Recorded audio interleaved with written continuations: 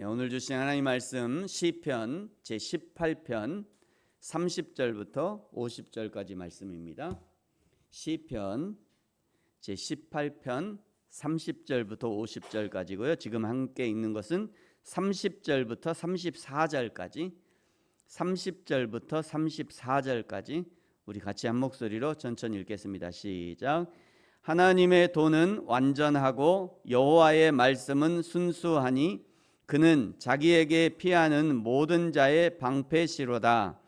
여호와 외에 누가 하나님이며 우리 하나님 외에 누가 반석이냐.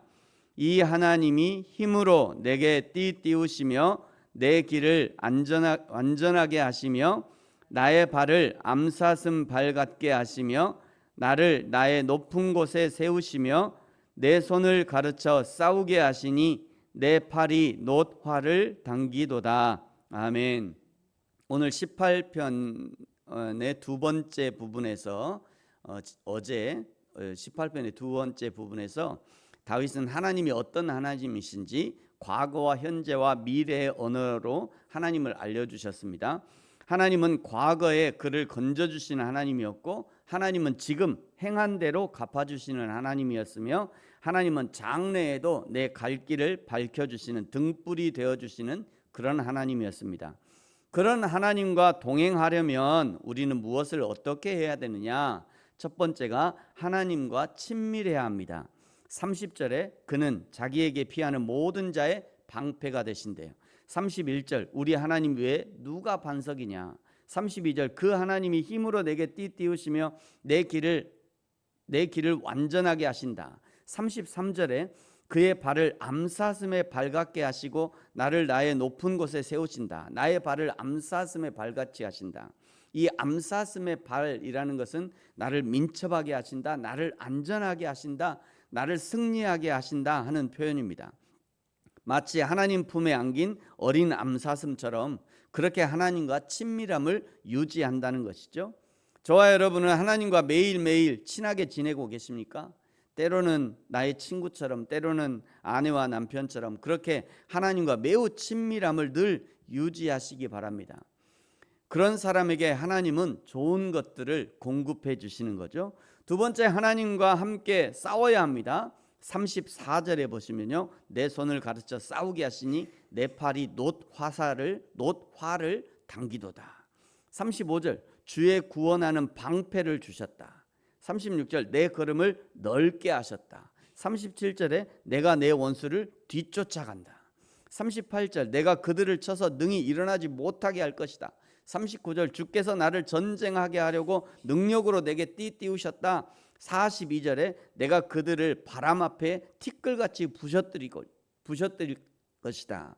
하나님이 나를 위해 싸울 때 나는 어떻게 해야 되는가? 하나님이 싸워주시니까 나는 하나님이 이 전쟁을 끝내실 때까지 기도원에 들어가서 기도하고 금식하고 하나님이 해결해 주실 때까지 나는 기다리고 있어야 하는가?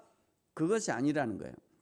오늘 시편 기자는 37절에 보시면요, 내가 내 원수를 뒤쫓아간대요. 내가 내 원수를 뒤쫓아간다. 하나님과 함께 하나님을 위해 싸우는 용사가 되어야 하는 거죠. 하나님과 함께 싸울 때 승리가 주어지는 거예요. 하나님을 위해 싸울 때 승리하는 것입니다.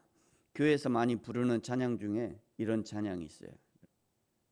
아주 짧게 들을 거니까 따라서 하셔도 돼요. 이런 찬양.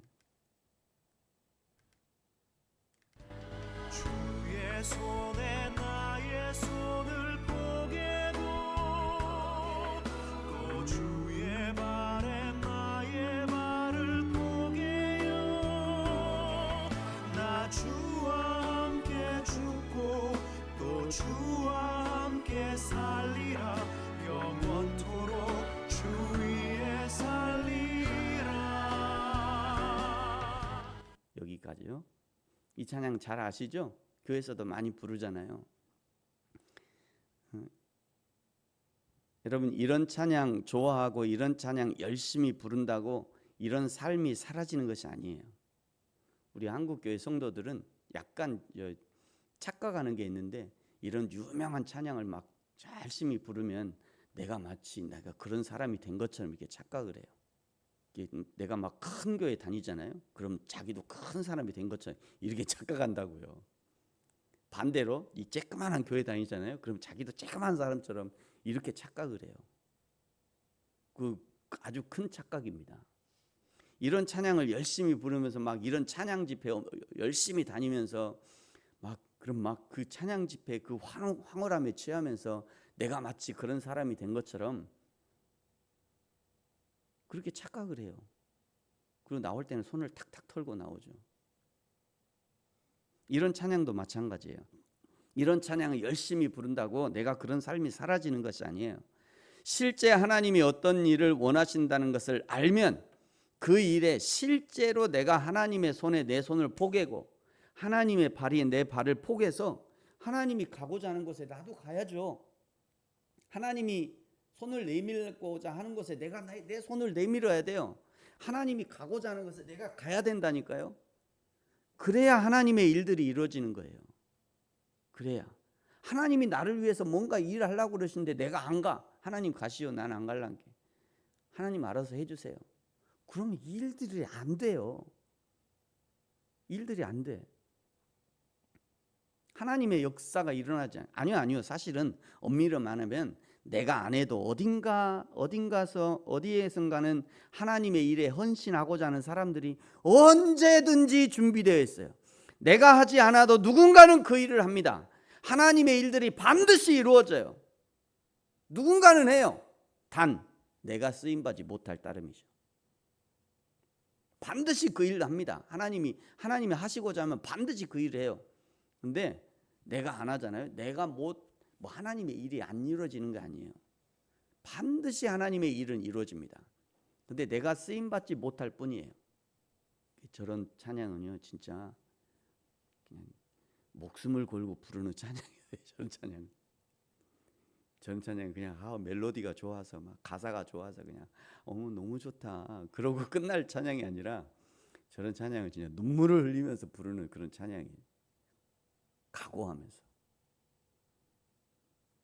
그러므로 사랑하는 성도 여러분, 하나님이 싸우실 때 나도 용감하게 일어나서 하나님과 함께 싸우고 그리하여 하나님의 역사들이 나를 통해 일어나는 그런 믿음의 역사들을 경험하시기를 예수님의 이름으로 축복합니다. 세 번째는요, 하나님을 높여야 합니다. 46절에 보시면 나의 반석을 찬송하며 내 구원의 하나님을 높일지로다. 49절에 주께 감사하며 주의 이름을 찬송하리로다. 48절에 보시면 하나님은 다윗을 높이셨어요.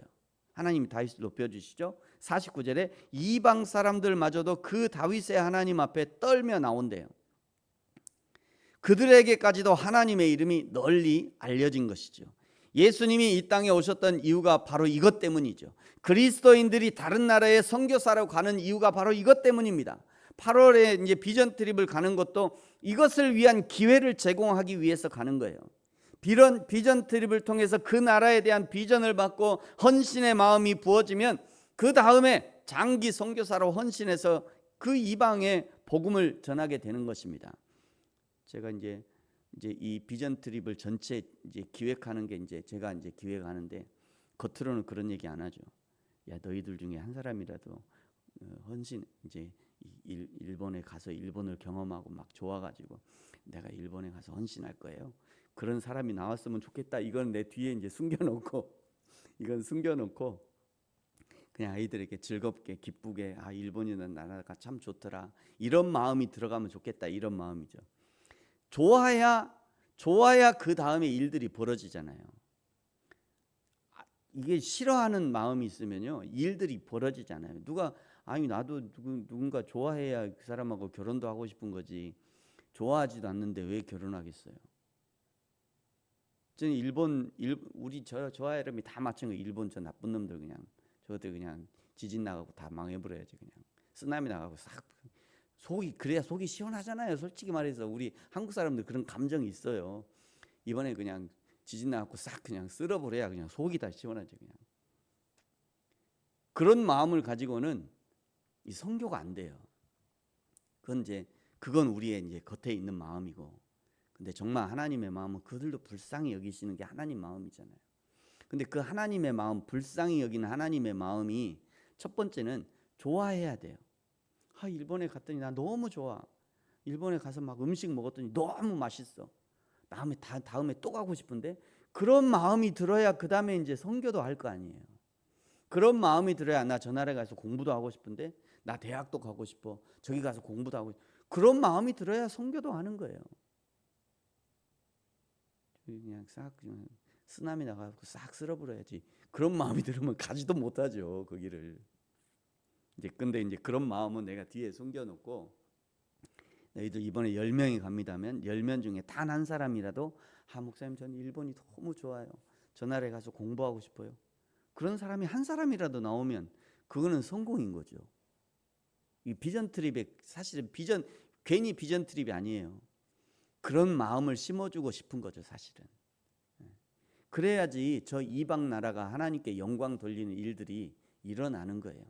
거기서도 지금도 여전히 선교에 헌신하는 그 선교사님들 보면서 그 선교사님들의 삶을 후원하고 싶은 마음이 생겨나는 거죠. 그게 비전 트립인 거예요. 뭘 겉으로는 좋은 거 많이 보죠. 막 맛있는 것도 먹고 좋은 것도 보고.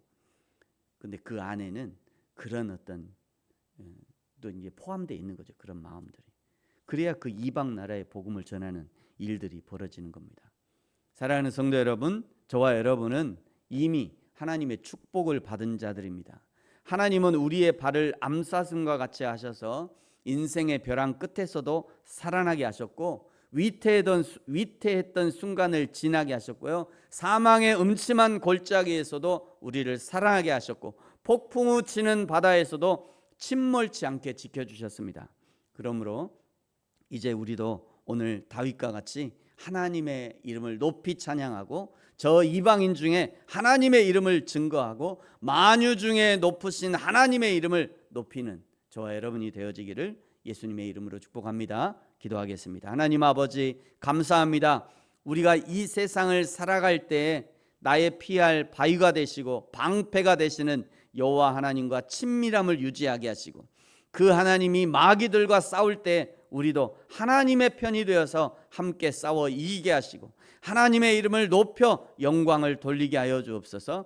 이방의 나라들도 하나님께 감사하고 영광을 올려드리는 일들을 우리가 경험케 하시고, 그 일들을 위해 기쁨으로 헌신할 수 있게 하여 주옵소서. 감사합니다. 예수님의 이름으로 기도합니다. 아멘. 하늘에 계신 우리 아버지, 아버지의 이름을 거룩하게 하시며 아버지의 나라가 오게 하시며 아버지의 뜻이 하늘에서와 같이 땅에서도 이루어지게 하소서. 오늘 우리에게 일용할 양식을 주시고, 우리가 우리에게 잘못한 사람을 용서하여 준 것 같이 우리 죄를 용서하여 주시고, 우리를 시험에 빠지지 않게 하시고 악에서 구하소서. 나라와 권능과 영광이 영원히 아버지의 것입니다. 아멘.